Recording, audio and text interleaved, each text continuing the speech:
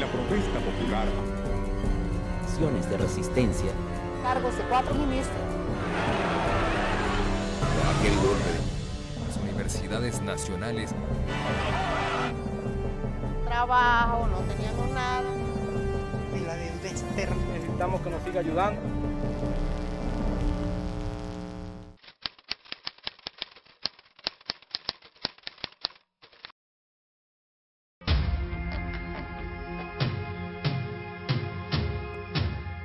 Este es uno de los edificios coloniales, patrimoniales más importantes de Caracas. No debemos de borrar las huellas de aquel pasado donde se torturó. El presidente Chávez también estuvo aquí.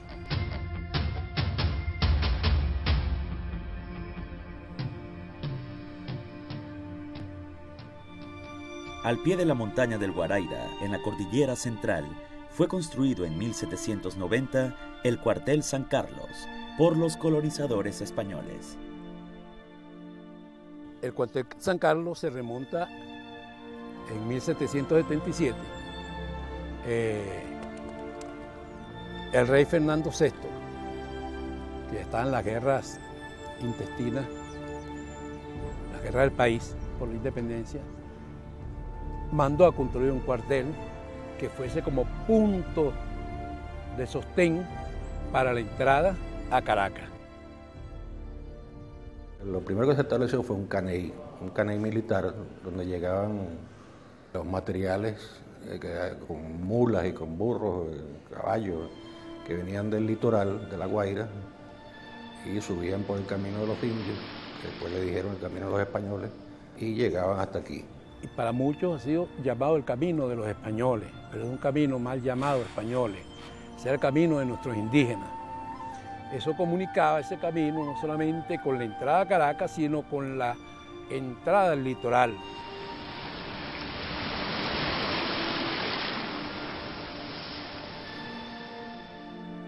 Está ubicado lateralmente al camino utilizado por los Caracas y otras etnias originarias, uniendo a La Guaira en el Mar Caribe con la antigua Capitanía General de Venezuela.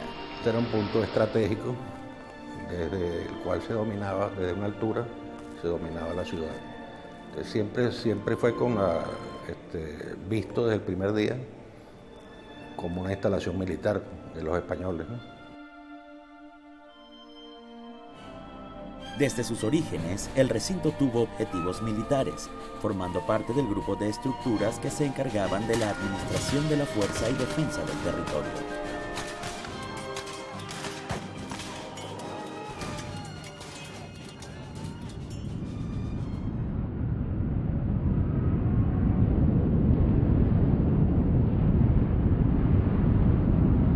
En el terremoto de 1812, se cayó una parte del cuartel.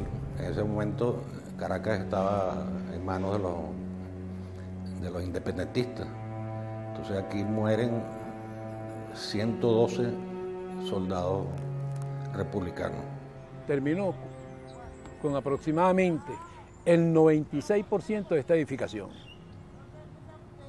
La segunda planta y el tejado quedaron inhabilitados hasta 1849, cuando el general Carlos Sublet ordenó su reconstrucción de acuerdo al proyecto inicial.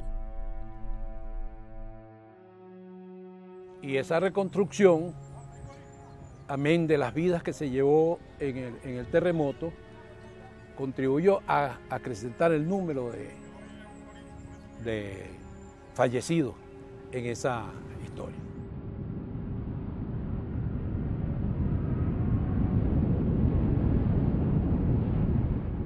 Nuevamente los embates de la naturaleza golpean al cuartel San Carlos.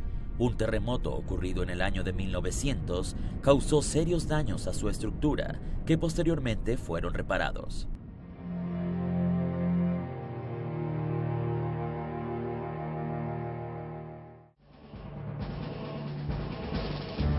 Fue en los años de la dictadura de Juan Vicente Gómez que la arquitectura fue adelantada.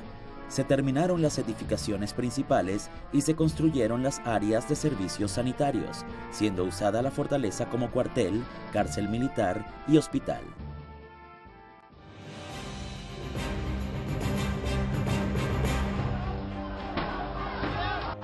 Luego de la caída de Pérez Jiménez y la llegada nefasta de Rómulo Betancourt, Betancourt lo convierte inmediatamente en una prisión para presos políticos revolucionarios, para los opositores a su régimen entreguista y corrupto. Y fuimos atropellados y fuimos secuestrados en el cuartel San Carlos durante casi 5 años, en lo que me respecta a mí, y éramos diputados electos por la soberanía popular, lo que demuestra que no había ningún respeto por la soberanía. A mí personalmente me habían matado a 5 compañeros de estudio. Entonces llegó un momento en que uno se cansó, ¿no? Dijo, no, entonces hay que organizarse. Nos fuimos a los sitios despoblados. Nos fuimos 2, 3 años a pelear con el enemigo en desigualdad de condiciones.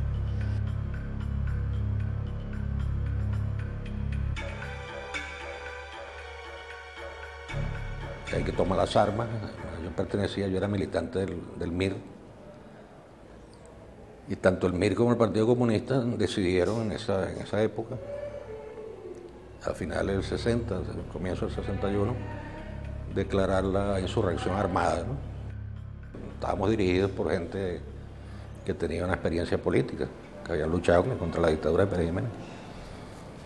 Y empezamos a organizarnos militarmente, pues, primero en las ciudades y posteriormente en las montañas de todo el país.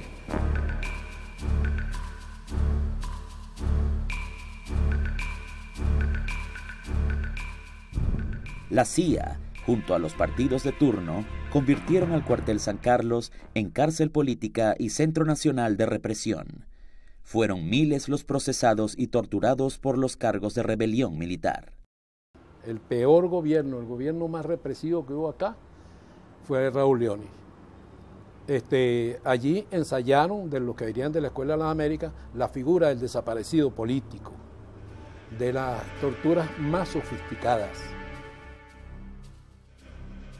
Algunos nos enterraban vivos, nos sacaban, nos disparaban cercanamente, nos apagaban los cigarrillos encima, nos ponían corriente en diferentes partes del cuerpo, inclusive en los genitales.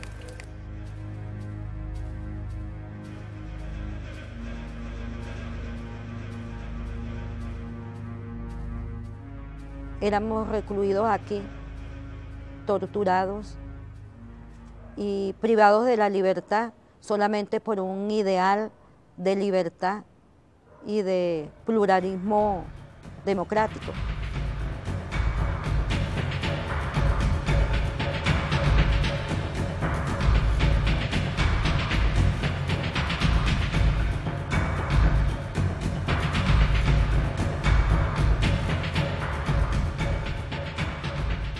En el cuartel ocurren 2 acontecimientos que lo llevan a estar en la primera plana de los periódicos de circulación nacional. El primero de ellos es la fuga de los líderes del Partido Comunista de Venezuela, Guillermo García Ponce,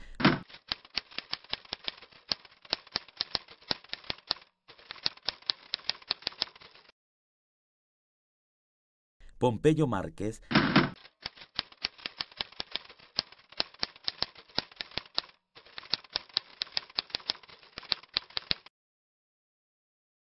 Teodoro Pekov.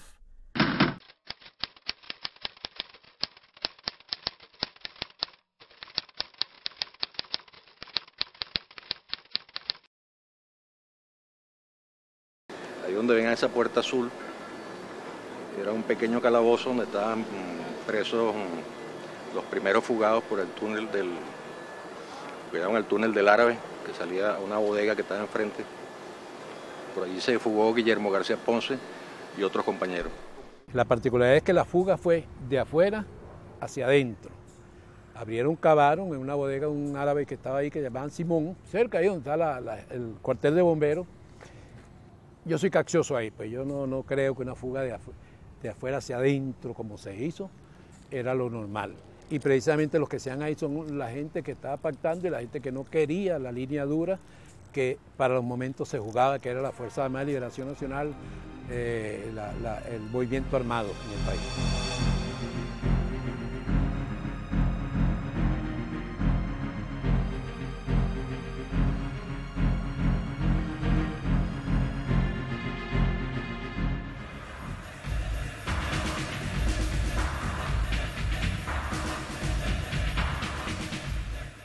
En 1975 se lleva a cabo el segundo escape en este centro de reclusión.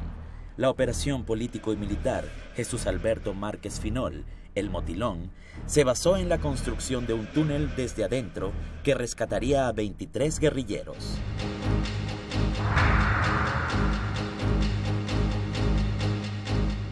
Esa fuga sí la construyen los presos, con sus esfuerzos, con sus manos, con su inteligencia, con su audacia.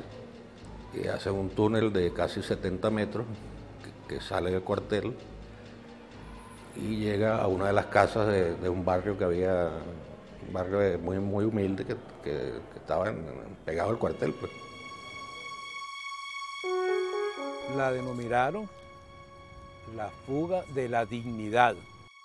Entre los años 1960 y finales de los 80, durante el tiempo de la insurrección armada por la Liberación Nacional, la arquitectura y estructura original del cuartel no fue respetada.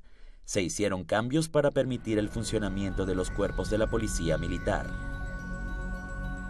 Luego de la imposición del paquete económico de corte neoliberal y de los acontecimientos del Caracazo, el cuartel San Carlos sirve como prisión para los insurreccionarios del movimiento bolivariano 200, liderado por el presidente Hugo Chávez Frías. Lamentablemente, por ahora, los objetivos que nos planteamos no fueron logrados en la ciudad capital.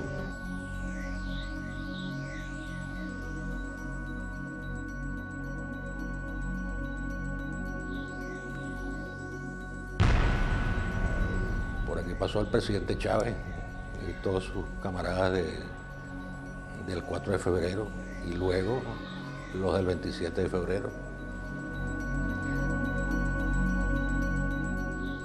Para 1994, los militares y civiles detenidos en este recinto son trasladados a otros centros o indultados.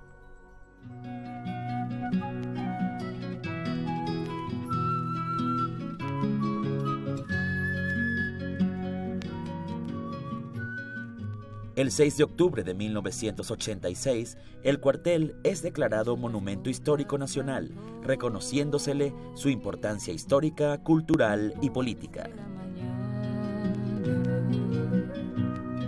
Tu risa y tu voz.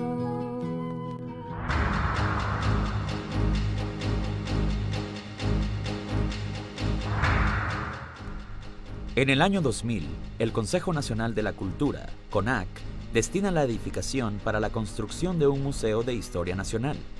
El Instituto de Patrimonio Cultural autorizó la remodelación del cuartel, destruyendo gran parte de la memoria histórica de la nación. Después que fue declarado monumento histórico, entonces vemos en lo que han tratado de convertir el cuartel San Carlos. Nosotros creemos que el cuartel San Carlos merece mayor respeto por toda la historia que ha llevado intrínseca. Es un sitio emblemático que deberían conocerlos todas las personas, sobre nuestros nietos, nuestros hijos, los nietos tuyos, los nietos del otro. Es un sitio de enseñanza y un sitio que no puede morir así.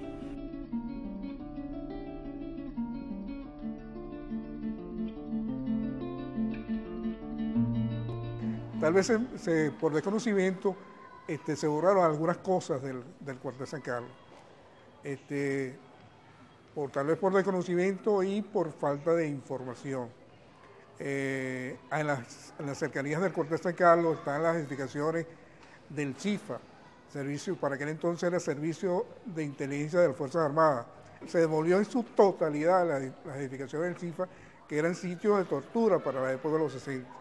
Se quiso como que borrar esa época de lo que fue los años 60, 70, 80, inclusive de los años 50, porque hay que recordarse que en la época del general Gómez esto fue también cárcel política. El Ministerio de la Cultura y específicamente el Instituto de Patrimonio Cultural, el IPC, aquí se hizo como no sabían qué hacer con este edificio, aquí se hizo un concurso, no sé en qué año, en el 2000 y tanto, un concurso donde participaron creo que 64 propuestas de grupos de arquitectos y las propuestas ganadoras se desconocieron y en definitiva se hizo el proyecto que decidió el ministro de la Cultura junto con el presidente del IPC, que era el arquitecto José Manuel Rodríguez. Se convocó un proyecto de ideas sobre el cuartel, no muy clara. La idea era precisamente una propuesta de ideas sobre qué debía ser el cuartel.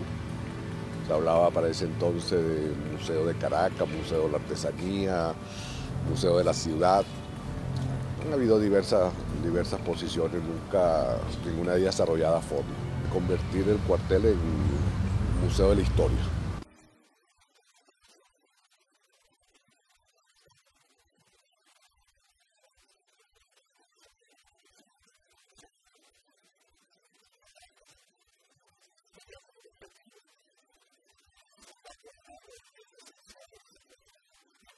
Destruyeron la memoria nuestra, es decir, destruyeron todos los calabozos, se llevaron las rejas, las puertas, las ventanas, los muros, todo lo tumbaron. Y se llevaron muchas cosas que nosotros consideramos, nosotros no, lo considera la Fiscalía General de la República, un saqueo patrimonial.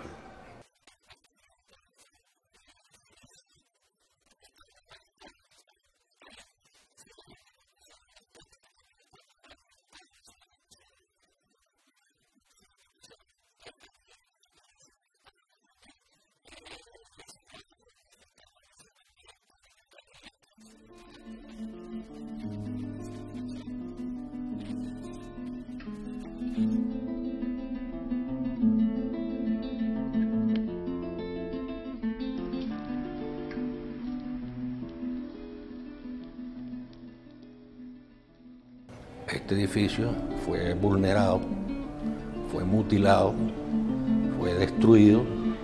Se trató de borrar la memoria de todo lo que pasó aquí durante tantos años, durante medio siglo y más, por unas supuestas obras de reconstrucción. Los monumentos patrimoniales no se pueden reconstruir, no se pueden tocar. Un patrimonio histórico no se puede violentar, no se puede hacer una escenografía, ¿no? Se puede tapar una verdad y ponerle pintura encima, ¿no? Tienes que dejarlo tal cual como es, pues.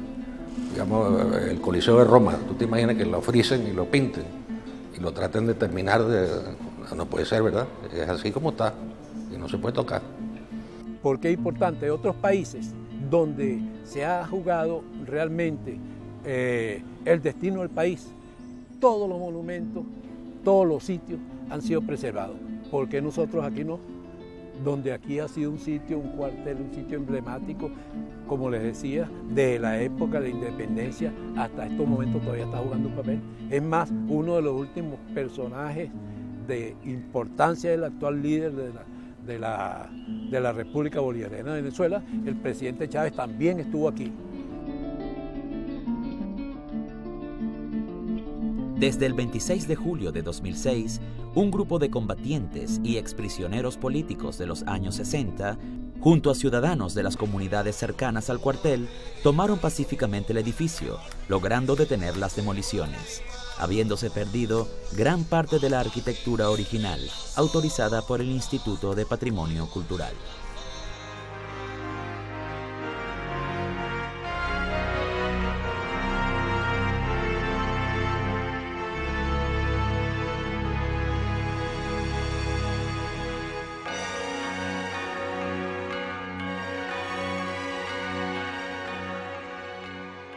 Lo importante es que de aquí en adelante comencemos la discusión, para eso profundicemos. Nosotros, en vista de los desastres que estaban haciendo aquí, decidimos tomar el cuartel hace 4 años y medio, en julio del 2007. Acuérdate que mi memoria no es muy buena. Y tenemos aquí ya 4 años y medio, ahora en julio cumplimos 5 años. Hemos desarrollado una cantidad de tareas políticas, sociales, culturales. Tenemos un convenio con el Ministerio de la Cultura que nos propuso el ministro Farruco VI, desde el primer día que tomamos el cuartel, firmamos un convenio de cogestión entre la Fundación y el Ministerio de la Cultura, y así se ha cumplido hasta hoy en día. Por consenso se considera que hay que hacer nuevas excavaciones, que hay que restituir algunos elementos porque son importantes, que esos son elementos que entrarán en la consideración del uso nuevo que se le está asignando aquí. Y esos son aspectos técnicos, pero que no por ser, pero son técnicos, pero que responden a un hecho político. No es que lo técnico, porque es técnico, no tiene valor. Lo técnico responde, porque la decisión técnica de demoler todo es técnica, pero políticamente se borró 50 años de historia. Y es técnica, o sea, el edificio no sirve porque no es contemporáneo y no es, la arquitectura no es colonial, pero te está poniendo los hechos que sucedieron en ese edificio, que la valoración que tiene no es la arquitectura, sino es los hechos que allí ocurrieron, que tienen el mismo peso. Claro. Entonces, ¿cómo negociar para que los compañeros sigan trabajando? Para ver qué de las cosas que se están haciendo se pueden seguir haciendo. Se pueden adaptar a los planteamientos nuestros. El Ministerio de la Cultura se encargó de hacer ni siquiera restauraciones, que es lo que puede permitir, de acuerdo a las leyes nuestras, un patrimonio. Se puede restaurar algunos sitios que estén malos, pero destruirlo, remodelarlo, nunca, nunca. El Contralor vino personalmente y participó en una primera inspección ocular con las denuncias que nosotros le llevamos. Él consideró suficientes elementos probatorios allí, porque no solamente hay delitos de saqueo patrimonial, hay delitos de salvaguarda. Es decir, los delitos que se cometieron aquí no prescriben, y son delitos que se pagan con la cárcel, son delitos penales. Estamos enquerellados contra el Ministerio de Cultura, porque es la verdad. Estamos enquerellados porque eso no debió existir nunca. Y saldrán los responsables y se dirán los nombres de los responsables cuando haya que hacerlo. Porque para nosotros este es un crimen que se convirtió y que hicieron contra el cuartel San Carlos y contra toda su historia y toda su vivencia.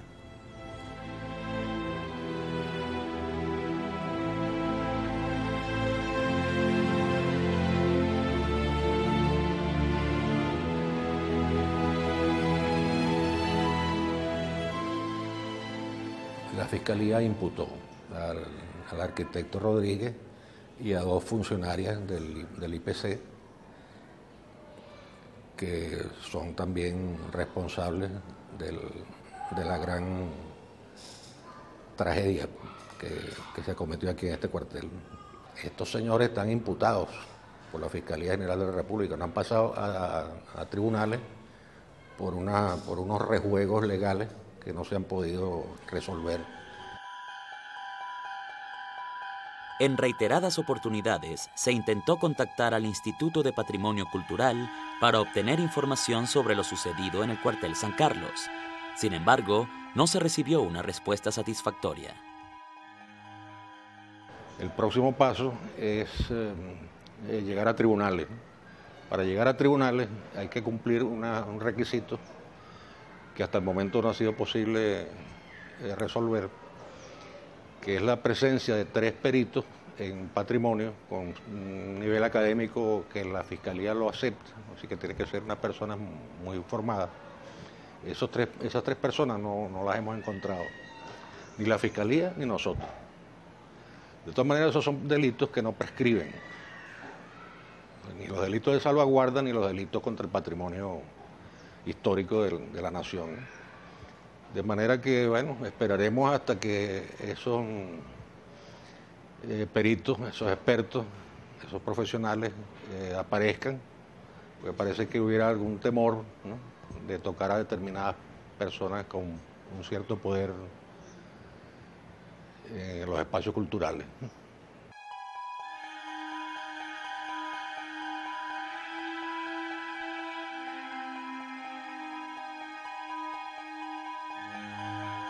Tenemos propuestas para desarrollar aquí una serie de actividades importantes que le interesan a la comunidad. Estamos a punto de concluir un memorial que fue una una meta que nos pusimos hace muchos años. Y que el cuartel San Carlos, en la otra parte, también sea un sitio para las comunidades, para la gente organizada. Donde van a tener acceso las comunidades, los jóvenes y los adultos al internet, a la telefonía, a una serie de instrumentos que no tienen, ¿no? Generalmente, es como un infocentro.